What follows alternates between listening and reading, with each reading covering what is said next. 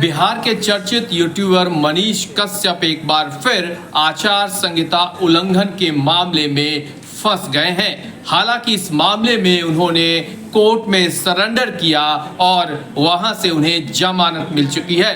कुल मिलाकर अगर हम बात करें तो यूट्यूबर मनीष कश्यप मोतिहारी में एक सभा कर रहे थे, जिसकी खबर जिला प्रशासन को मिली।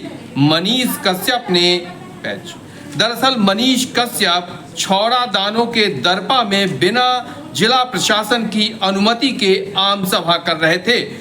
छौड़ा दानों सीईओ को इस मामले में सूचना मिली, जिसके बाद दरपा थाने में मामला दर्ज कराया गया। इस एफआईआर के बाद मनीष कश्यप की मुश्किलें बढ़ती हुई दिखाई दे रही थी। मनीष कश्यप पर गिरफ्तारी की तलवार भी लटक रही थी। पुलिस मनीष कश्यप को तलाश रही थी। जानकारी मिलते ही मनीष कश्यप ने मोतिहारी कोर्ट में सरेंडर किया और वहीं से नियमित जमानत मिल गई।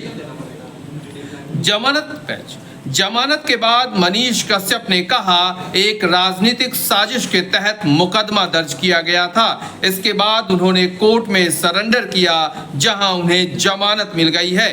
केस के संबंध में पूछे जाने पर मनीष कश्यप ने कहा मुझे जमानत मिल चुकी है। मुझ पर एक साजिश के तहत आदर्श आचार संहिता के उल्लंघन का मामला दर्ज करवाया गया था।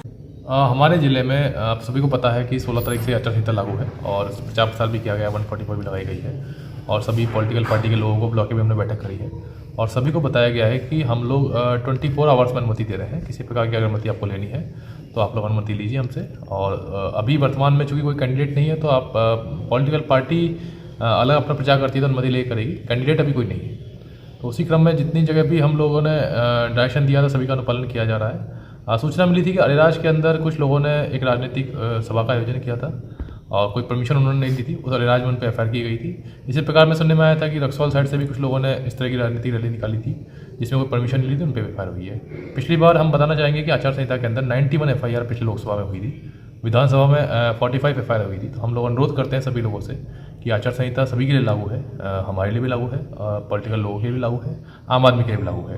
उसका पालन किया जाए और उसका अनुपालन करेंगे तो किसी प्रकार की समस्या नहीं होगी। दरपा में एक व्यक्ति प्रचार प्रसार के लिए गए हुए थे राजनीतिक रूप से और उनका परमिशन नहीं था।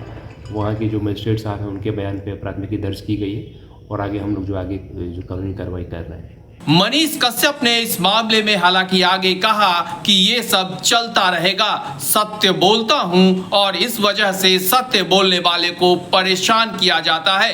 कुल मिलाकर अगर हम कहें तो फिलहाल चुनावी आचार संहिता के उलझन में एक बार फिर मनीष कश्यप उलझते हुए दिखाई दे रहे हैं।